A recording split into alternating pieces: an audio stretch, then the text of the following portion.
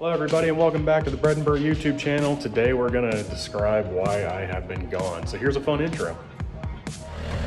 So if you think what we've done up until now is redneck, this is going to take the cake.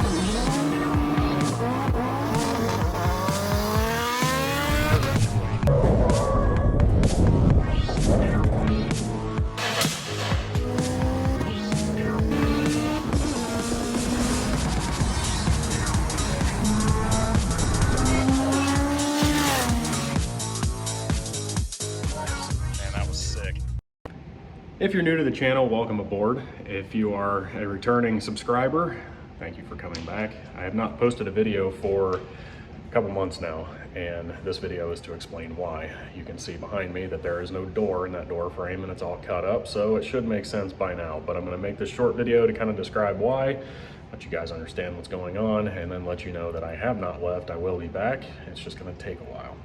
So my girlfriend Michaela and I bought a house that we knew needed a little bit of work. We did not realize how much work it needed. And in the interest of not slandering the old owner, I'm just going to leave it by saying the house was not well taken care of, and there was evidence that cats had been a factor in its condition. So I'm not going to dive too deep into that because it was kind of bad, and I think the guys had a bit of a rough go, so I'm not going to try to add to that. But anyway, that being said, I'm going to go through this house real quick and just show you guys the status that we're in and just kind of go room by room. And he is so excited. He constantly has to face my shadow. I'm going to go room by room and try to give you guys a bit of a rundown of what we've done and what we plan to do, and then just make it quick. That way you guys understand that it's going to be a little bit before I come back with the car stuff. However, as far as car stuff goes, my buddy Luke, who has the green Civic in an older video, gave me a bunch of stuff that he didn't need, and it's pretty wicked stuff. So I'll throw a picture of it up here, and then you guys can look forward to that. As soon as this house is ready to be moved into, I'll be getting on that. So without further ado, here we go. Did you lay down in some drywall, Dooley? All right, so here's the garage from the entrance to the house. As you can see, it's just full of stuff from the house. I'm gonna give that to my dad. It's the old fridge that was here. I got it cleaned up because it was kind of grimy, but I got it cleaned up. It's a really nice fridge. The old washing machine and dryer, we're gonna get rid of both of those. But basically this garage eventually is just gonna get redone with drywall. It's a pretty decent sized garage. Anyway, we got our garage here. This will get redone eventually, but that's pretty much it for this. Now, the old laundry room. You'll see in the rest of the house, we did a flood cut. This one got a 4-foot flood cut because the walls were kind of nasty. So we cut it out, and it's all blown in insulation, so we just put in some staple in underneath. But this is just going to be an entry room. This is actually like solid concrete, like clear down to the level of the garage floor, like 14 inches down. Behind the air compressor here, you can see that's the old washing machine drain and stuff. So that's all cast into this concrete. So we can't do anything about that, but we're gonna make this an entry room and probably put like a pantry or something in it eventually. But right now, this is what it is. And the other thing you're gonna notice, they were big on vibrant colors. All right, this is the kitchen. And that is the entrance to the basement. The refrigerator used to be right here. This is where the dishwasher is gonna go now. We got a whole new kitchen plan for this. It's gonna be freaking sweet, but we're still waiting on the parts to be made and show up. Obviously the sink right there. And then the stove is gonna be right there underneath the pot filler. Michaela had to have a pot filler, and I agree. The refrigerator is gonna go right here in this corner, and then it's gonna be a wraparound countertop all the way over to that wall, and cabinets along the top. It's gonna be a bunch of cabinets in here. Weatherman wall here. And the living room, did a flood cut in here too. Really bad spots in the corners here, so we got all that kind of squared away. Cleaned up and put in flush mount lights in the ceiling, so that'll be really nice. But the living room's sunk in. Used to be a curved step right here. The other thing we did is we built this really nice railing, but we had to like we built the wall out, so we built like a little small just like 16-inch wall so that we could bring the floor out and then have this railing not up on that surface impeding the door. We did a cut around all the doors because there was this stuff, it's like steel cord around that kind of held the plaster. So we had to cut all that out because it's nailed in right here, so we couldn't get to it without destroying the wall, so we had to cut it and just basically break that section off. It really sucked. But we have doors coming, so we'll be able to put trim and stuff around it. So I don't know, that pretty much does it for the living room and like the, you know, entrance to the hallway, I guess. I guess while we're talking about it, that was the old color of the hallway there. Traffic cone. This is the front bedroom. It's got a noisy return vent, so I apologize for the noise. It's freezing cold outside. It's like coldest day of the year so far, but this closet was kind of bad for pet stains. Right underneath that window is where actually this whole rebuild kind of started. That was the straw that broke the camel's back right there. But yeah, you see the flood cut. And the other thing is it was 3/4 inch walls all the way around the house.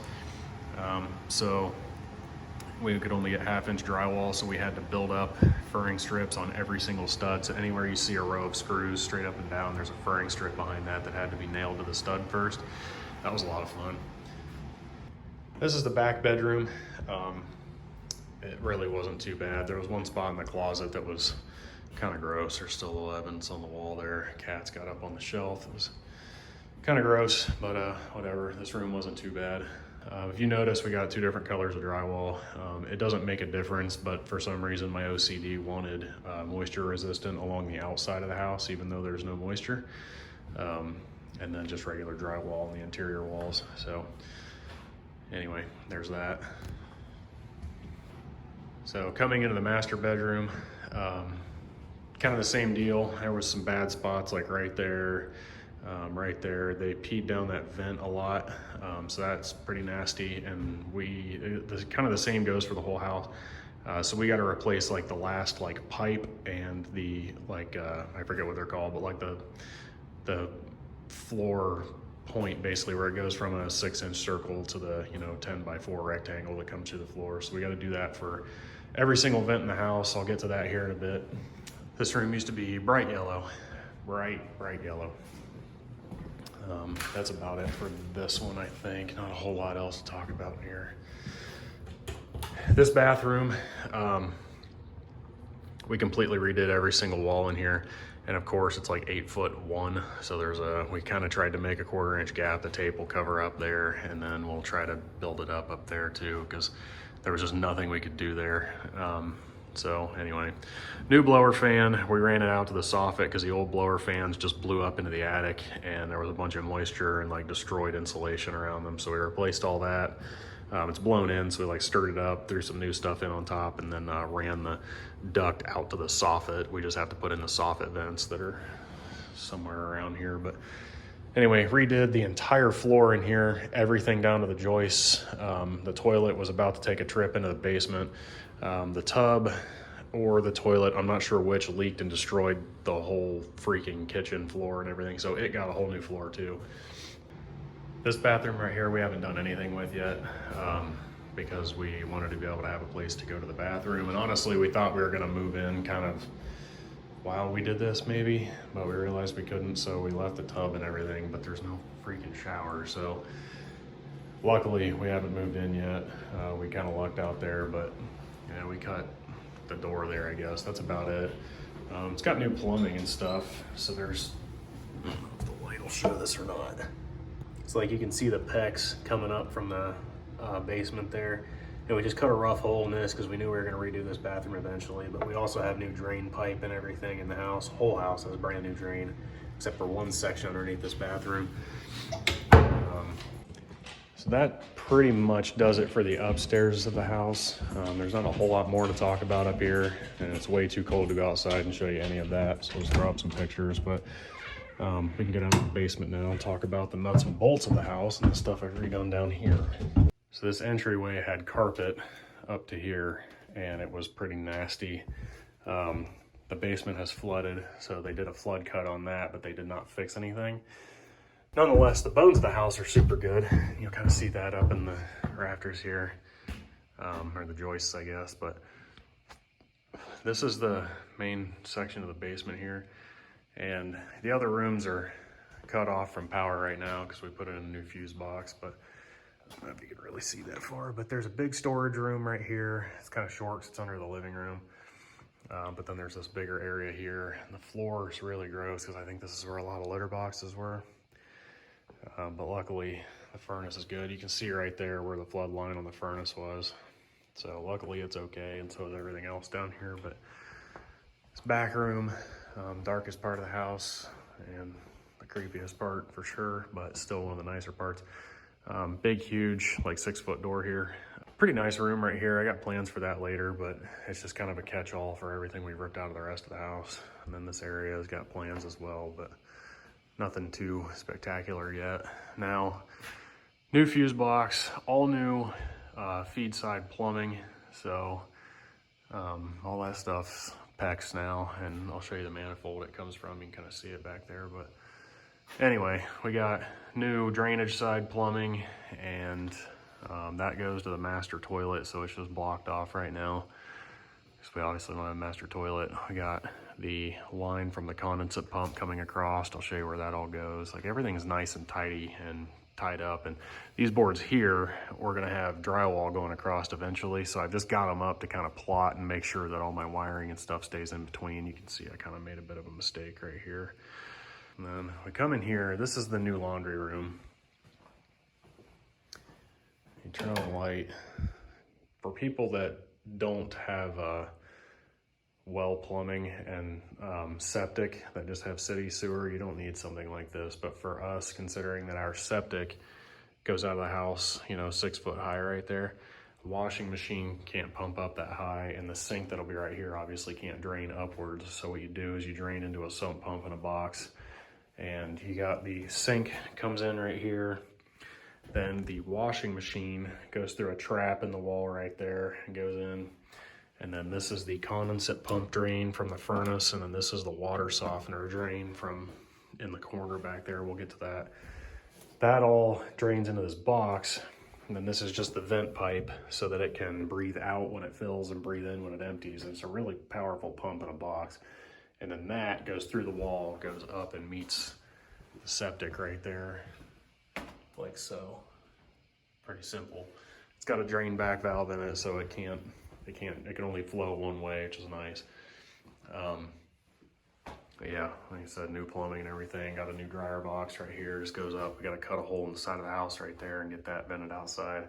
We'll have a table right here, and then we'll have a countertop that turns the corner right there, and it'll have a sink in it, and then the washer and dryer obviously will be right there. And for the last bit of the house right here, pretty simple. There's the manifold. I'll explain how this works in a minute, but that thing turned out almost exactly how I planned. So looks pretty good, and it works really well too. But the well pump feeds in right here, and it goes through this filter, and I need to add a couple things to the system. It's not perfect right now, but it goes through this sediment filter, continues on. This will eventually go out to the spigots, but right now it's just capped, obviously. So it runs along this bottom pipe here, goes through a T-fitting. Now, when we're not using water, there's nothing flowing through here. It just all is pumping up the bladder in that tank. And then when the pump stops running, all the water stops flowing, then we turn on a faucet. Water then comes out of the tank and then feeds the softener. Gets softened in there, and then it comes out the top, runs into this manifold. Well, this port right here feeds these 3 and these 12 colds, and then it goes out the top, comes over into the water heater, comes out of the water heater, and then feeds these 9 hots. What's really nice about this is these start here and they end at the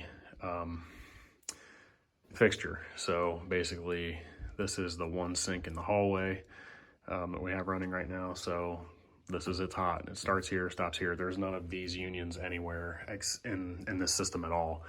So there'll never be a leak in my ceiling, which would be really nice. The only thing that might leak is the sewage, and I've got that glued up pretty good. So I hope this is a decent explanation as to kind of why I've been missing lately. I definitely didn't want to be. Michaela and I didn't see this house purchase going like this. It's it's okay that it did, I guess, because this place will be so much more what we want it to be when it's done. But it's been a rough road, and it's taken its toll physically and mentally for sure. So those of you that are into what I do on this channel, stick with me. I'll be back, I promise, and there's some pretty wild stuff coming, I promise. But for now, I just need to ask for patience, and I'll try to answer comments. I've been doing pretty good about that, sticking with people and helping them with their questions and stuff like that. But just want to tell everybody thank you for hanging in there with me. I appreciate it. I just need a little bit longer, and then we'll be back to it. So thanks everybody, I appreciate it. We'll see you next time.